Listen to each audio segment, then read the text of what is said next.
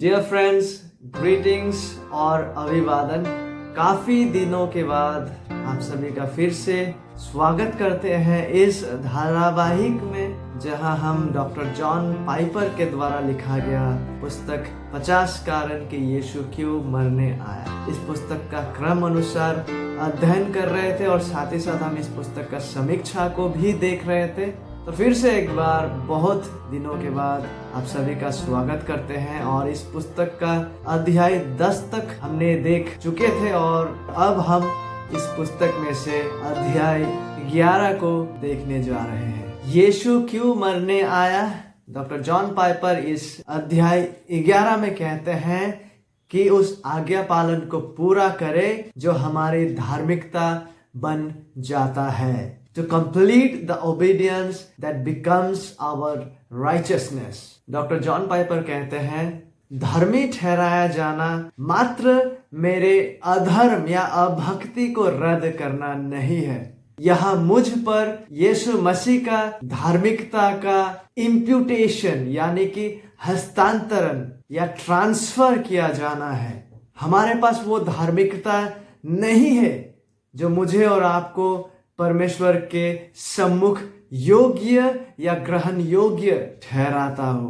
परमेश्वर के सम्मुख हमारा दावा यह है, फिलिपियो 3 अध्याय 9 पद, यह अपनी उस धार्मिकता से नहीं जो व्यवस्था से उत्पन्न होती है, परंतु उस धार्मिकता से जो मसीह पर विश्वास करने से मिलती है। यह प्रभु यीशु मसीह का धार्मिकता है जो हम पर हस्तांतर होता है, जो हम पर ट्रांसफर किया जाता है।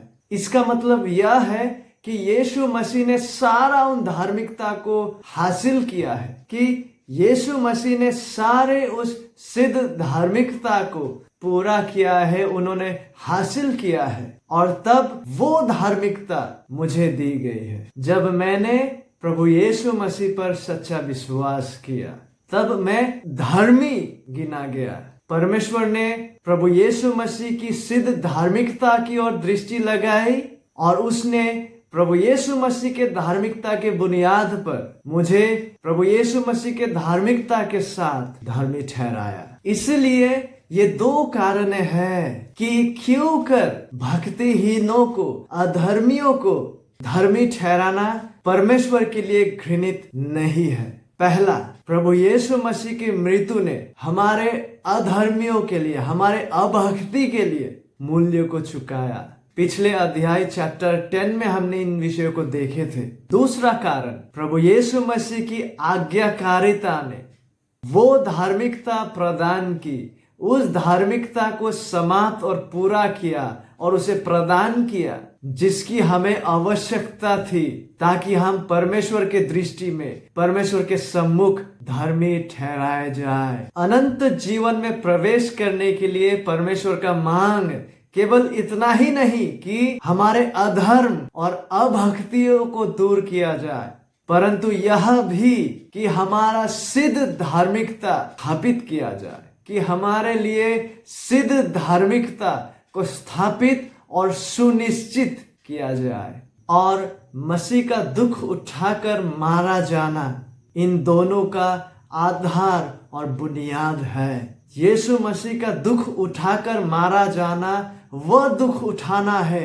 जिसका योग्य आप और मैं था, हमारे अधर्म के कारण, हमारे अभक्तियों के कारण। यशायाह 53 अध्याय 5 पद यह कहता है, वह हमारे ही अपराधों के कारण घायल हुआ, वह हमारे ही अधर्मों के कारण कुचला गया। परंतु उसका दुख उठाकर मारा जाना उस आज्ञा पालन का भी सबसे महत्वपूर्ण केंद्र था, जो कि हमारे धार्मी ठहराए जाने का आधार बना। फिलिपियो 2 अध्याय 8 पद कहता है कि वह यहाँ तक आज्ञाकारी रहा कि मृत्यु वरन क्रूस की मृत्यु भी सहली। यीशु मसीह का मृत्यु उसके आज्ञा पालन का शिखर था। पवित्र शास्त्र बाइबल इसी का उल्लेख करती है जब वो कहती है रोमियो 5 अध्याय 19 पद में कि एक मनुष्य की आज्ञाकारिता, एक मनुष्य की आज्ञा पालन, यानी कि प्रभु यीशु मसीह का आज्ञा पालन, एक मनुष्य की आज्ञाकारिता से अनेक मनुष्य धार्मिक ठहराए जाएंगे। अतः इसीलिए हमारे क्षमा और सिद्ध किए जाने का आधार बना। दूसरा कोरिन्थिय 5:21 हमसे कहता है, जो पाप से अनजान था, जो पाप से अज्ञात था, उसी को परमेश्वर ने हमारे लिए पाप ठहराए कि हम उसमें परमेश्वर की धार्मिकता बन जाए।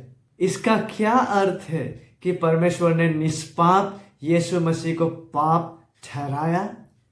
इसका मतलब और अर्थ यह है कि हमारा पाप को यीशु मसीह के ऊपर हस्तांतर, ट्रांसफर, इम्प्यूट किया गया।